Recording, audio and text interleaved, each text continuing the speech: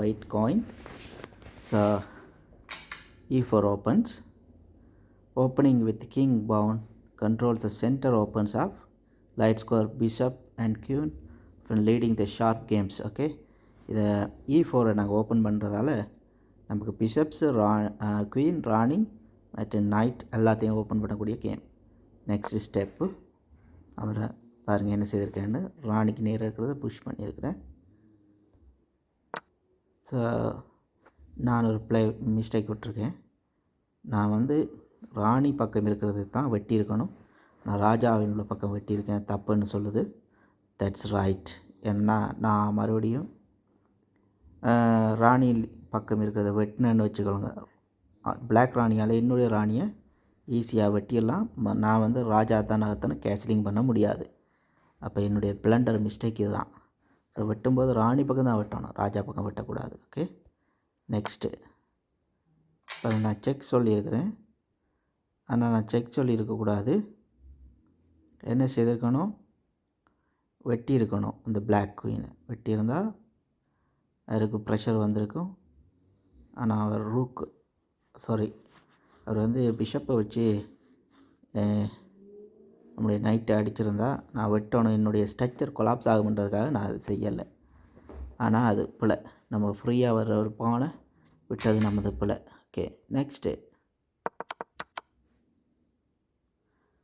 குயிக்காக இவர் மாட்டிட்டார். இதுக்கு முன்னாடி உள்ள ஒரு ஸ்டெப்பில் இப்படி இருக்கும்போது நம்ம ராணியை ரிஸ்க்குக்கு கொண்டு வரவே கூடாது. செய்த மிஸ்டேக்கு என்ன மிஸ்டேக் பண்ணாருண்டா,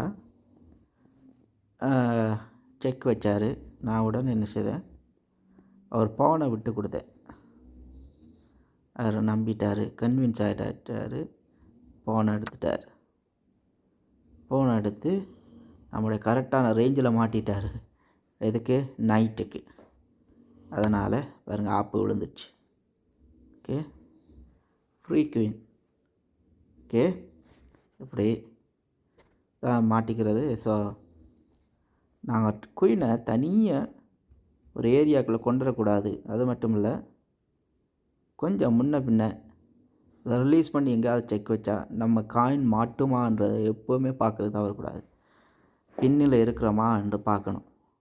ராஜா பின்னில் இருந்தாருன்னா முன்னாடி இருக்க பிஷப்பு அல்லது நைட்டு ஏதாவது ஒன்று எடுத்து மறைச்சி ராஜாவை 100% செக்யூர் பண்ணணும். ஓப்பனிங்காக இருந்தாலும் பரவாயில்ல, அல்லது மிடில் ஆஃப் த கேமாக இருந்தாலும் பரவாயில்ல, எங்கே இருந்தாலும் ராஜா அவர் செக்யூரான இடத்துல வச்சுட்டு தான் நாங்கள் ஃபைட் பண்ணணுமே தவிர ராஜாவை ரிஸ்கில் விட்டுட்டு நம்ம ராணியை நேராக கொண்டு வந்தோம்னா ராணியை இழக்கிறதுக்கான எல்லா சந்தர்ப்பமும் இருக்குது. So players, before you attack we have to secure our king என்றதை ஞாபகம் வச்சுக்கொள்ளுங்க.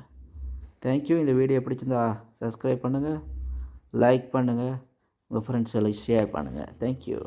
God bless you.